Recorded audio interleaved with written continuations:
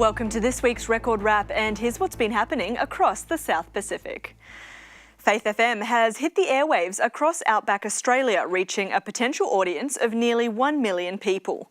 Launched during the Australian and Torres Strait Islander Ministries' end-of-year meetings on November 27, the new radio station is now available on Viewer Access Satellite Television, or VAST, an Australian government initiative providing free-to-air radio and television services to Australians living in remote areas.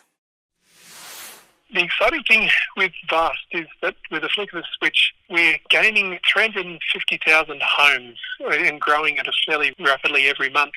And that's homes, that's not people. So we're talking about another 1 million people nearly who we were able to reach through Faith FM. Currently, before VAST, we were reaching a potential reach of about 5 million Aussies, and now got a potential reach of about 6. So we're more than 1 in 5 Aussies now, which is really exciting.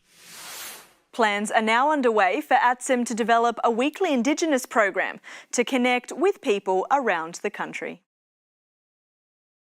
Pastor Eric Toleafoa has been appointed the new president of the Cook Islands mission of the Seventh-day Adventist Church.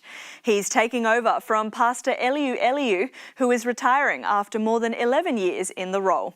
The appointment was made during last week's meetings of the New Zealand Pacific Union Conference Executive Committee. More than 100 medical students and professionals recently gathered in Adelaide for the annual Adventist Medical Evangelism Network Conference.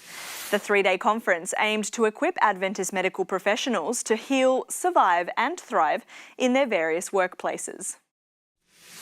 It has been incredibly inspiring to hear the different medical professionals, to hear the different fields of work that medical professionals are in, and just to hear about the commitment they have to the health message, looking for ways wherever they are to be able to share the good news of the gospel. Keynote speaker Dr. Neil Nedley, whose depression and anxiety recovery program has been run in many churches across Australia and New Zealand, said he was inspired by the connection made between health and spirituality. The different scientific presentations as well as the spiritual presentations were a blessing, and I think anyone could benefit from them. Addresses from a variety of doctors, students and professionals were supported by numerous breakout sessions where delegates were able to discuss strategies to better evangelise in their churches and workplaces. And finally, in Papua New Guinea, Adventist church members are celebrating the success of mission in the Central Papua Conference. At the recent constituency meeting, where all executive officers were re-elected for the next 5 years, SPD President Pastor Glenn Townend said the conference had grown more than 10% in the past 5 years, thanks to a focus on discipleship. This led to a recommendation that conference administration update the constitution to reflect the growth in the number of delegates and representatives from the churches. That's it for this week's Record Wrap. I'm Maritza Brunt. God bless and have a great weekend.